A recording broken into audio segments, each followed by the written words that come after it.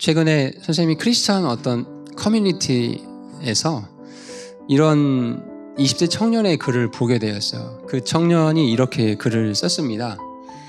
취준 생활이 길어지고 만나던 친구와도 헤어졌습니다.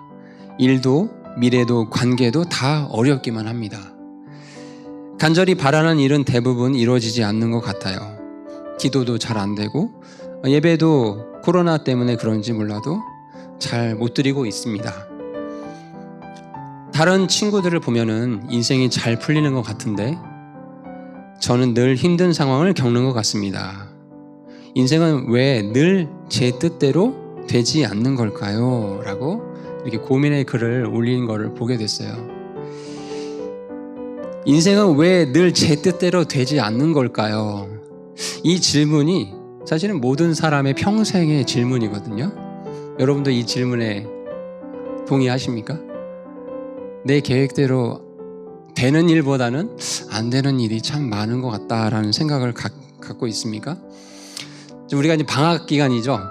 여름방학이 되면 또 겨울방학이 되면은 이제 우리 초등학생들은 아시죠? 이렇게 동그랗게 해가지고 시간표를 그려서 몇 시에 일어나서 세수를 하고 꼭 세수를 적죠.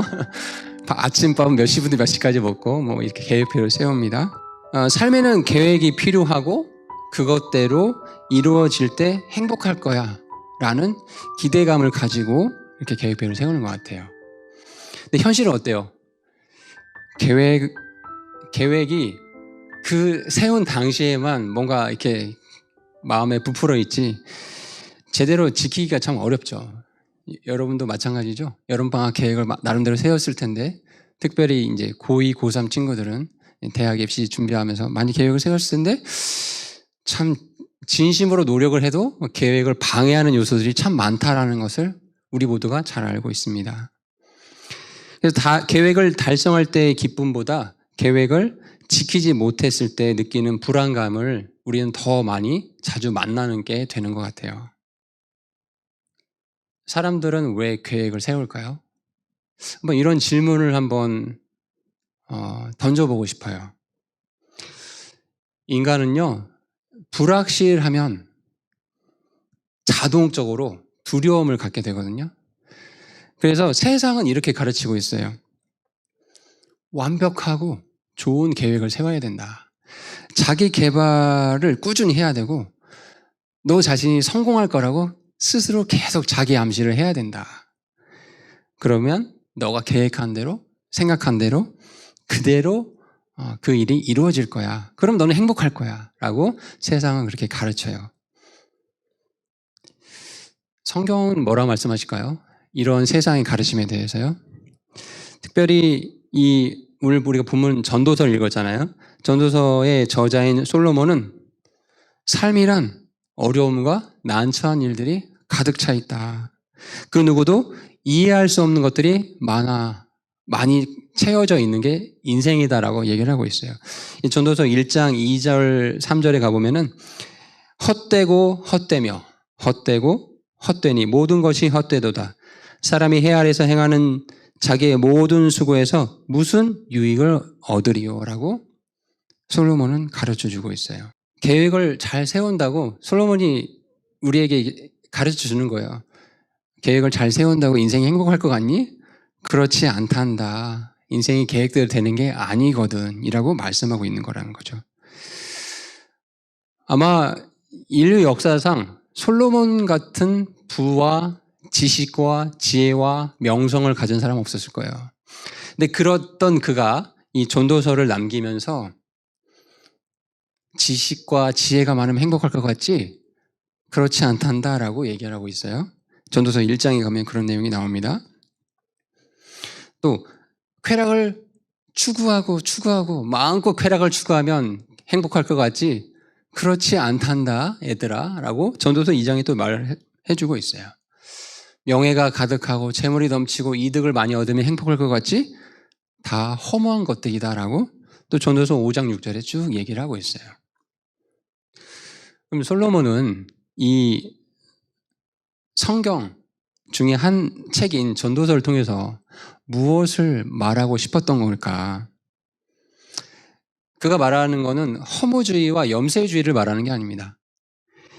우리가 하나님 없이 또 예수님 없이 이 온 세상에 많은 것들을 소유한다 하더라도 그것이 아무런 가치가 없다라는 걸 말하고 싶은 거예요. 다시 말해서 하나님을 떠난 인생이 해 아래서 수고하고 노력하고 그것을 아무리 성취한다 하더라도 그 기쁨은 잠시라는 거라는 거죠.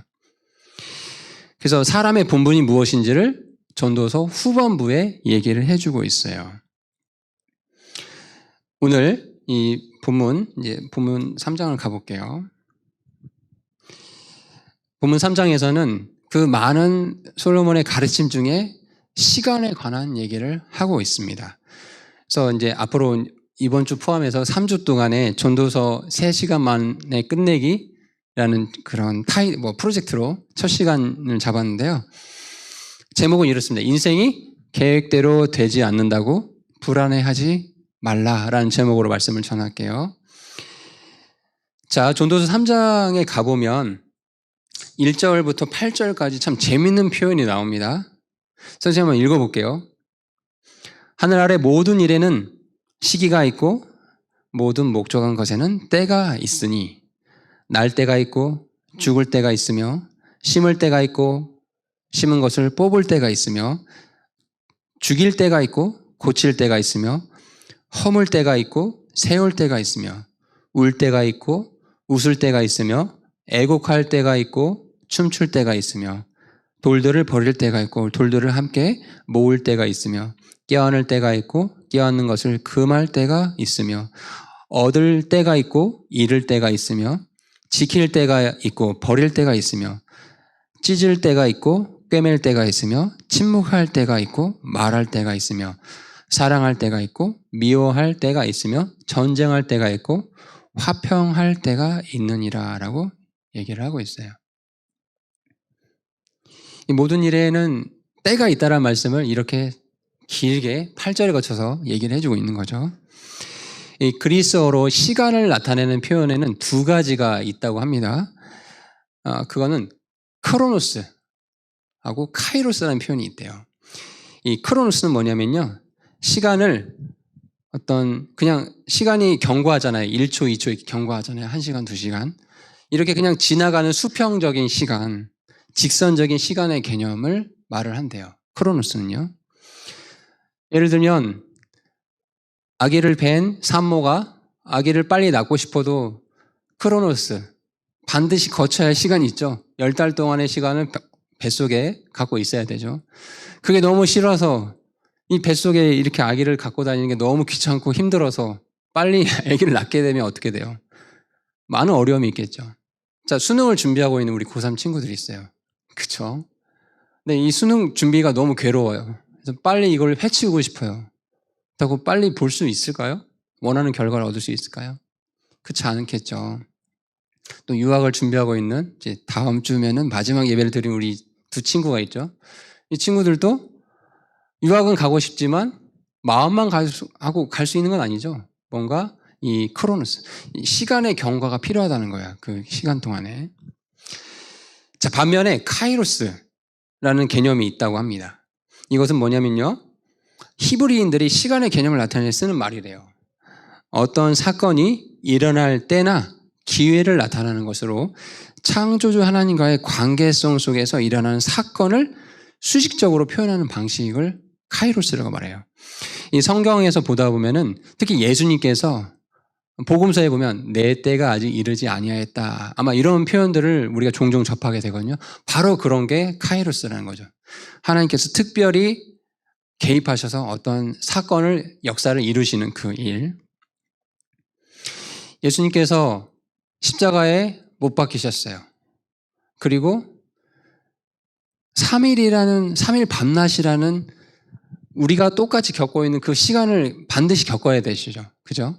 그리고 나서 그 시간이 지나고 난 이후에 이제 성경 기록대로 셋째 날에 부활하시고 십자가에 못 박혀 돌아가시기 전의 모습과는 180도 다른 정말 인류의 구원자의 모습으로 나타나시게 되시잖아요.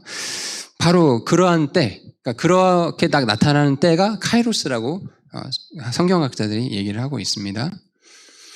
이 본문에서도 우리가 전도서 3장 1절에서 8절까지 쭉 읽어봤는데 다 우리가 이 세상 살면서 겪는 일들을 요약해서 나타내주고 있어요.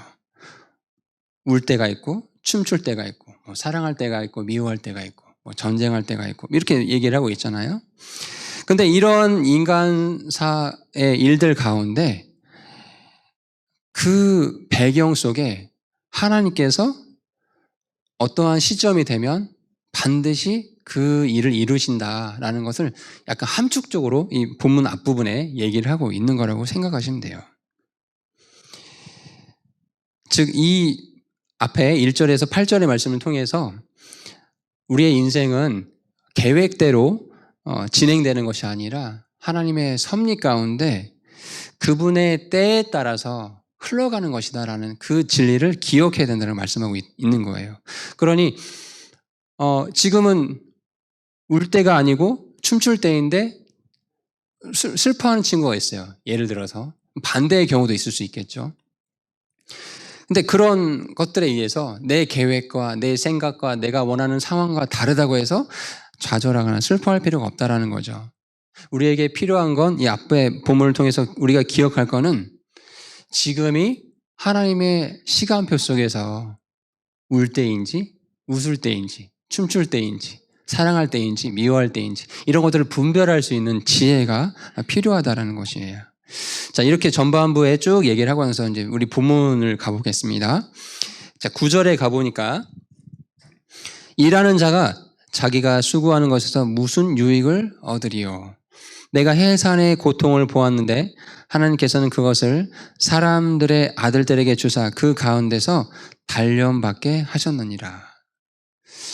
이 딱 두 마디가 모든 사람들, 보통 사람들이 겪는 인생의 일을 한마디로 딱 요약하는 것 같아요. 그 단어는 무엇이냐면요. 그리스도인이든 그리스도인이 아니든 10절 말씀처럼 해산의 고통을 누구나 겪는다는 거예요.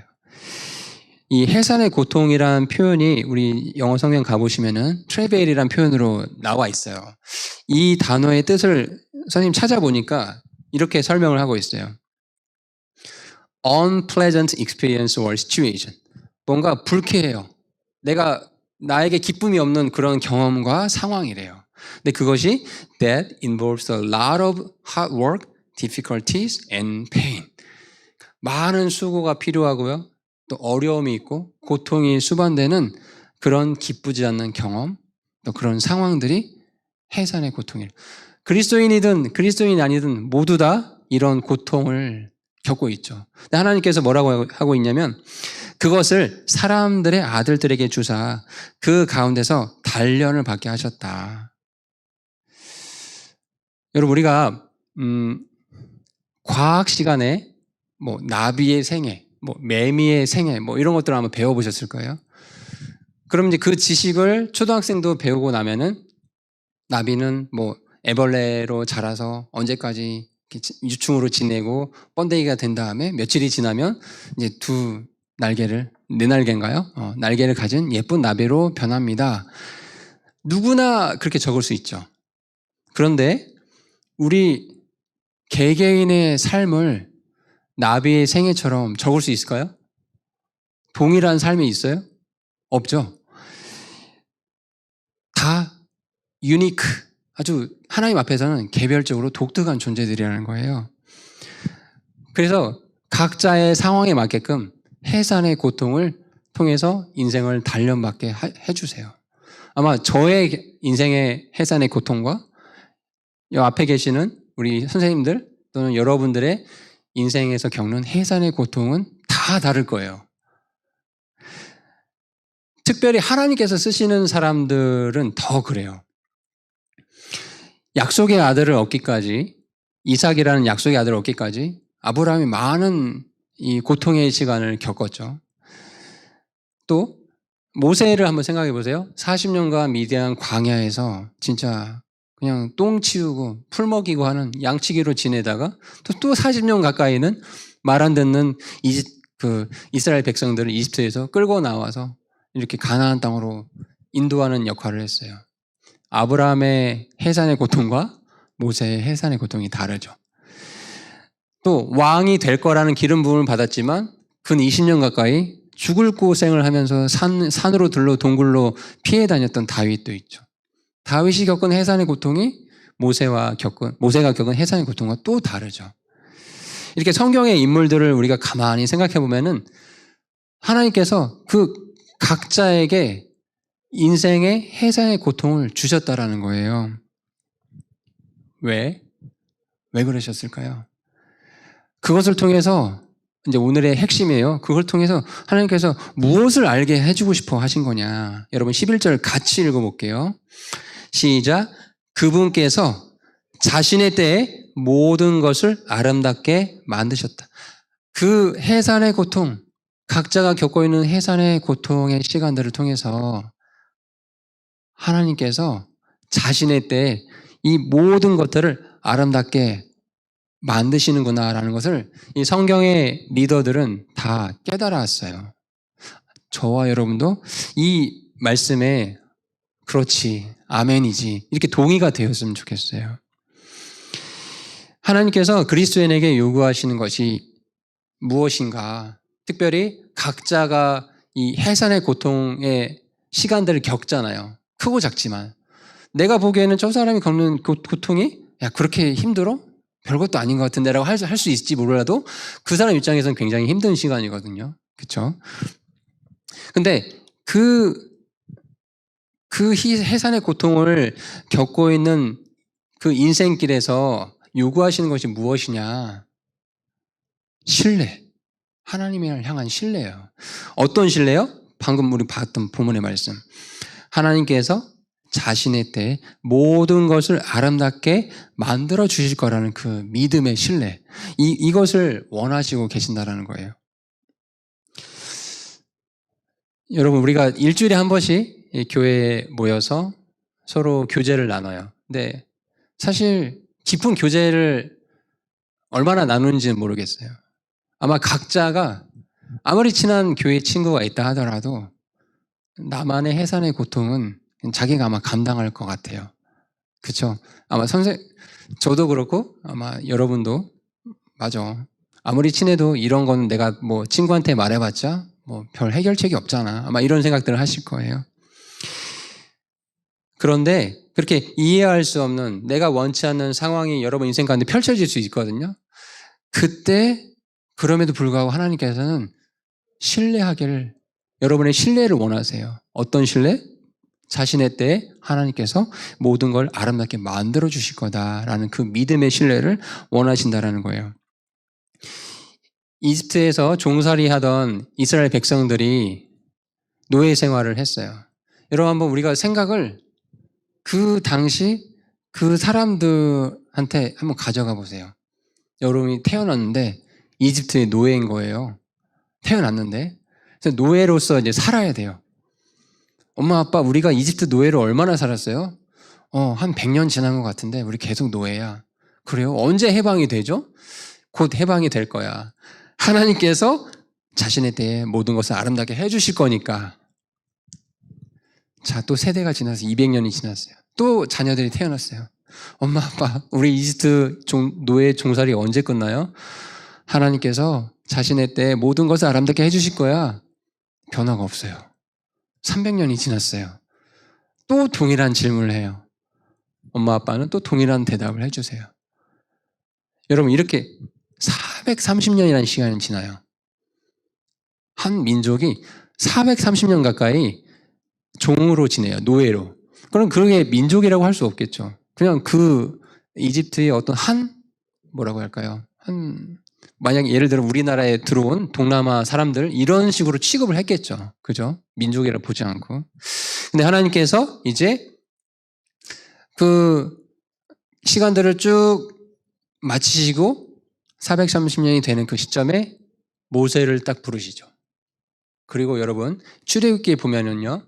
그 모세를 통해서 수많은 기적과 이적들을 행하시죠.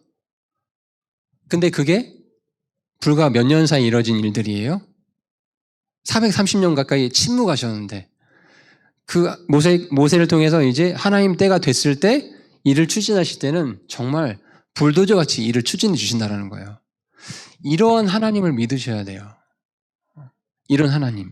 하나님의 때가 되면 반드시 모든 것을 아름답게 만들어 주신다는 이 믿음을 여러분 꼭 가지셨으면 좋겠어요. 여러분 요한복음 11장에 보면은 비슷한 사례가 있어요. 이렇게 이집트에 종살이 했던 이스라엘 백성과 비슷하게 요한복음 11장에 이 마르다와 마리아 그리고 나사로 이야기가 나옵니다. 여러분 아마 잘 아는 내용일 거예요. 이제 나사로가 병들었어요.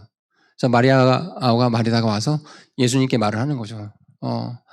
예수님, 우리 친구 예수님께서 사랑하시는 나사로가 지금 병들어서 누워 있습니다. 좀 빨리 좀 와주세요. 근데 예수님께서 이틀을 더 머무르세요. 당장 달려가도 어떻게 될까 말까 하는데 결국 이제 가는 길에 예수님께서 말씀하시죠. 나사로가 지금 잠들어 있다. 죽었다는 얘기죠. 그렇지만 그걸 통해서 하나님의 영광이 드러날 거다라. 하지만 사람들은 예수님이 결국 이제 이틀이나 지나고 결론적으로 나흘이 지난 시점에 도착한 거예요. 나사로한테. 그랬더니 막 울고 불고 난리가 난 거죠. 마르다가 예수님께 얘기를 합니다. 예수님께서 여기 좀 일찍 오셔갖고 계셨더라면 우리 오라비 나사로가 죽지 않았을 텐데 너무 슬픕니다 라고 울어요. 예수님께서 같이 울어주세요. 그 시점에. 그리고 나서 하나님의 때가 됐을 때 나사로야 나오라 라고 얘기하셨을 때 나사로가 일어나면서 하나님께 영광을 돌리잖아요.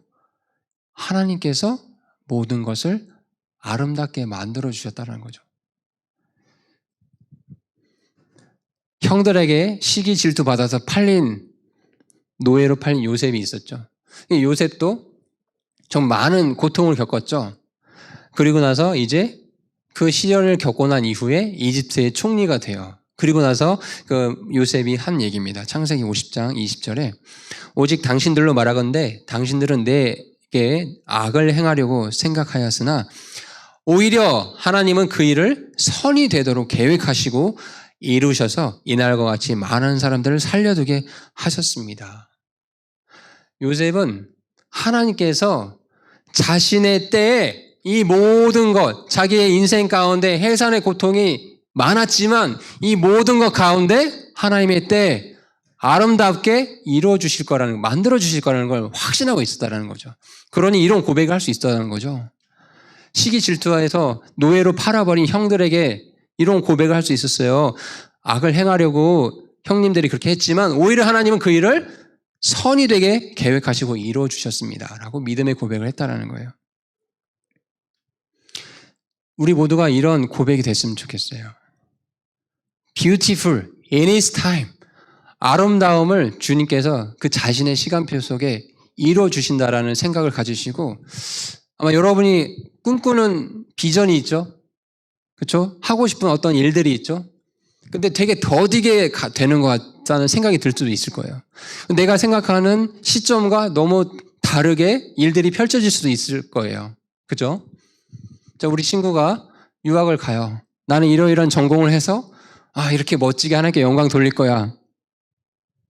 근데 막상 가보면 이게 뭐지? 내가 생각했던 것들이 아닌데? 막 이럴 수 있다라는 거예요. 근데 그럼에도 불구하고 하나님께서 자신의 때에 모든 것을 아름답게 만들어 주실 거다. 이 믿음을 꼭 가져라는 거예요. 이 결론의 말씀을 좀 드릴게요. 여러분, 이 결론의 말씀 드리기 전에 이 11절에 중반부에 보면 이런 말씀이 있어요. 또한 그들의 마음속에 세상을 정하여 두셨으므로 아무도 하나님께서 만드시는 일을 처음부터 끝까지 알아낼 수 없느니라. 여기 보면은 그들의 마음속, 보통의 사람들의 마음속이죠. 마음속에 세상을 정해두셨다라는 말씀이 있어요. 근데 선생님 말씀을 준비하다 보니까 이 부분에서 이 일반 현대 역본하고 좀 차이가 있더라고요. 현대 역본에서는 이 부분을 사람에게 영혼을 사모하는 마음을 주셨다라고 전혀 다른 맥락으로 번역이 되어 있어요. 그래서 너무 다른 말을 하고 있으니까 조금 이게 좀 눈에 밟히더라고요. 걸리더라고요. 한번 생각을 해보세요. 그래서 그 현대역본을 가지고 이 부분을 설교하시는 다른 목사님들의 글들을 보니까 사람에게 영혼을 사모하는 마음을 하나님이 주셨다라는 거예요. 근데 저는 그 말에 그렇게 동의가 되진 않았어요. 왜냐, 저도 생각해보면 아마 구원받은 우리지만 우리의 마음은 영원한 것보다는 이 세상에서 당장 내년, 내후년 내 생계는 어떻게 계속 유지할 수 있지? 그렇잖아요. 여러분도 당장 내년, 내후년에 어떤 대학, 어떤 학과를 진로를 가야 되지? 이런 고민을 할 수밖에 없잖아요. 이 세상에 본질적으로 우리가 이렇게 염려를 두고 그렇게 마음이 묶여 있을 수밖에 없다라는 거죠. 그러니까 사실은 현대 역본도 나름대로 어떤 이유를 가지고 그렇게 번역을 했겠지만 저는 킹제임스 성경을 믿는 성경 신자로서 사람들의 마음 속에 하나님께서 세상을 정해 두셨다라는 말이 맞는 말씀이라고 믿습니다. 왜냐하면 인간은 여러분 이제 너무 어린 시절에 이제 구원을 받았지만 나이가 들어서 어른이 돼서 구원받으신 우리 형제 자매들 얘기를 들어보면은 구원받기 전에는 뭐 영원한 것들 전혀 관심 없었다고 말씀하시더라고요. 원래 인간이 그런 존재들이거든요. 세상에 어떻게 하면 성공할 수 있고 어떻게 하면 내가 잘 먹고 잘 즐길 수 있는 건가, 이게 묶여있는 게 우리 인간들이거든요. 근데 성령님께서 불쌍히 긍휼히 여겨주셔서 내가 죄인이구나, 이게 찔림을 주시고 내 영원한 이대로 살다가는 영원한 불호수에 들어갈 수 있구나라는 걸 알게 돼서 그 이후에 이제 영원한 것들을 소망하게 된 거잖아요. 그래서 구원받은 자는 이 부분에서 마음속에 세상을 하나님께서 정해 두셨는데 이 부분을 잘 이렇게 분리해서 우리가 처리하는 또 작업이 필요하다라고 좀 생각이 들어요. 마무리를 할게요. 여러분, 인생이 계획대로 흘러가지 않아서 염려가 될 때가 있죠. 또 불평이 나올 때도 있을 거예요. 하나님 앞에 이러이러한 목적을 두고 기도를 했는데 아무런 도움이 없을 때가 있다라고 느낄 때가 있을 거예요. 근데 오늘 말씀을 들어보니까 전도서의 솔로몬은 뭐라 우리에게 권면의 말씀하고 있죠? 그리스도인은 계획대로 사는 사람들이 아니다. 하나님의 약속을 가지고 그걸 믿고 사는 사람입니다. 어떤 약속이라고 했어요? 자신의 때에 모든 것을 아름답게 만드셔 주실 거라는 그 약속. 그걸 믿고 사는 사람들이라고 얘기를 해주고 있어요. 최근에 이제 이 성경의 설교를 준비하면서 봤던 어떤 칼럼에서 캘리포니아 어떤 대학, 심리학자 대학 교수님이 이렇게 글을 썼더라고요. 절대로 바꿀 수 없는 5가지라고 해가지고 글을 썼어요. 첫 번째, 모든 것은 끊임없이 변하고 때가 되면 끝이 난다. 두 번째, 인생은 계획대로 되지 않는다. 세 번째, 세상은 불공평하다. 네 번째, 고통은 삶의 일부이다. 다섯 번째, 사람들은 항상 사랑스럽거나 충실하지는 않다. 배신을 잘한다는 얘기예요. 가만히 이 5가지 얘기 듣고 보니까 맞는 말인 것 같아요. 그런데요, 이렇게 세상의 심리학자들 또 어떤 학자라는 분들이 말하는 거에는 뭐 맞는 부분이 있어요. 근데 그들의 한계는 무엇이냐면, 그들과 우리 그리스도인의 차이점은 무엇이냐면, 맞습니다. 세상은 불공평한 거 맞아요. 인생의 계획대로 흘러가지 않는 거 맞는 말이에요. 모든 것이 끊임없이 변하고 때가 되면 끝난다는 거 알고 있어요. 사람들이 항상 사랑스럽거나 충실하지 않는다는 거 알고 있어요. 오늘의 친구가 내일의 적이 될 수 있다는 거 알고 있어요. 근데 그럼에도 불구하고 우리 그리스도인에게는 어떤 게 있죠? 확실한 한 가지? 하나님께서 자신의 때에 모든 것을 아름답게 만들어주신다. 이 확신이 있다라는 거죠. 그것이 이 세상의 학자들하고 우리 그리스도인과의 큰 차이점이라는 거죠. 아멘입니까? 계획대로 안 되는 거 너무 슬퍼하지 말라는 거예요. 불평하지 말라는 거예요. 우리에게 필요한 건 하나님께서 자신의 때에 이 모든 것들을 beautiful in His time, 그분의 시간표 속에서 아름답게 만들어 주실 거다라는 확신을 가지면 그 이외의 모든 것들은 아마 하나님께서 정말 내가 생각하지 않았던 그런 방향들대로 이렇게 인도해 주셨구나 하고 아마 간증을 하게 될 거예요. 자, 그런데 이제 마무리하면서 이러한 어떤 하나님께 대한 감사, 이런 기쁨을 모두가 누리기 원하잖아요. 근데 이 기쁨을 맛보려면요, 반드시 지루하고 단조로운 여러분의 일상을 결코 쉬면 안 돼요. 무슨 얘기인지 이해가 돼요? 하나님께서 그래, 말씀해 보니까 그리스도인에게는 자신의 때에 모든 것을 아름답게 인도해 주신데, 맞아, 나 그거 믿어. 근데 예배 안 나와. 몸이 피곤한다고. 맞아, 내가 이런 비전이 있는데 하나님께서 내 이 비전을 아름다운 때에 이루어 주실 거야. 근데 공부를 안 해. 말이 될까요? 안 되겠죠. 내가 이 직장에서 내가 어느 임원까지 내가 달 거야. 그런 비전이 있어. 근데 일을 너무 대충 해요. 걸핏하면 막 이렇게 어떻게 하면 막 조퇴할까 이런 고민하고 있고. 그러면 안 된다라는 거죠. 지루하고 단조로운 크로노스의 시간, 이 단조로운 시간을 믿음으로 또 잘 견뎌내는 것도 중요해요. 지금 여러분, 우리가 이 자리에 예전에 한번 얘기했던 것 같아요.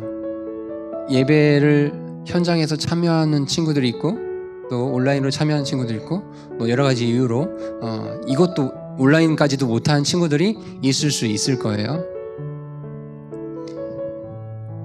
우리가 일상적으로 드리는 예배가 되게 단조롭죠. 무료할 수도 있을 거예요. 근데 이 시간들을 성실하게 견뎌내는 사람만이 하나님께서 정해주신 자신의 때에 모든 것을 아름답게 만들어주신다는 그 약속을 그 사람만이 누릴 수 있다는 걸 꼭 확신하시기 바라요. 그렇게 이 말씀을 정말 우리가 기쁨으로 간증할 수 있기를 원합니다. 갈라디아서 6장 9절 읽고 마칠게요. 갈라디아서 6장 9절에 보니까 이 비슷한 얘기들을 하고 있어요. 우리가 잘 행하는 가운데 지치지 말지니 우리가 기진하지 아니하면 정하진 때에 거두리라. 여러분, 이 말씀을 잘 묵상해 보세요. 전도서 3장 11절 말씀하고 같이 잘 한번 메모를 해보세요. 우리가 잘 행하는 가운데 지치지 말아야 된다는 거예요. 잘 행한다는 것은 무료하고 지루하고 단조로운 여러분의 일상을 성실하게 신실하게 행해야 된다는 얘기예요. 그 가운데 지치지 말아라. 왜? 그리스도인에게는 하나님께서 자신의 때에 모든 것을 아름답게 뷰티풀하게 만들어 주실 거라는 확신이 있기 때문에 우리가 기진하지 아니하면 정해진 때에 열매를 거둘 것이다. 아멘입니다. 우리 기도하고 마치겠습니다.